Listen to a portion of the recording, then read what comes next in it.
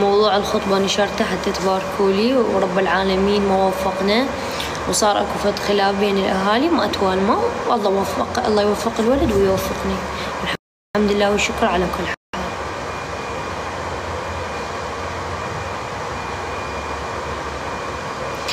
اني لو ادور طشه وادور هذه السالفه كان سويت لكم شلون يعني بعض الناس سوي لكم حلقات، كل حلقه تحكي شكل ليش انفصلت، بس لا، الموضوع انتهى من زمان وما احب احكي بيه ولا راح يبقى هذا كلامي اليوم وباكر بعد 1000 سنه. وبالنسبة للي يقول عني ولد عادي، يقولوا علي ولد ولا تقولون تستعرض بجسمه ولا غير أمه. أنا أشوف نفسي كل شي ما بيه، وأصلا أخبط والله العظيم. شوفوا أنا كلش أحب نفسي، أشوف نفسي إنه كلش حلوة وما بيه عيب. بالنسبة لستايلي، ستايلي جدا طبيعي ومستور، وابن أمه وأبوه اللي يقول مريم كلامها خطأ.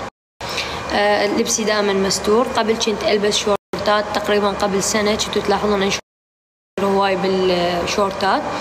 شفت نفسي انه انعرف اكو مناطق قيمت ما اقدر البس بيها شورت، فصرت بس داخل النادي البس الشورت.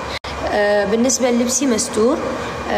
وشغله ثانيه، لبسي انا اشتري من محلات النسائيه ومو رجاليه، بس لان جسمي رياضي صاحبه اشتاف، اني اشتافي ما شاء الله عريضه لانه اني سباحه وطولي، فمبين تقريبا اللبس عفوا ولادي.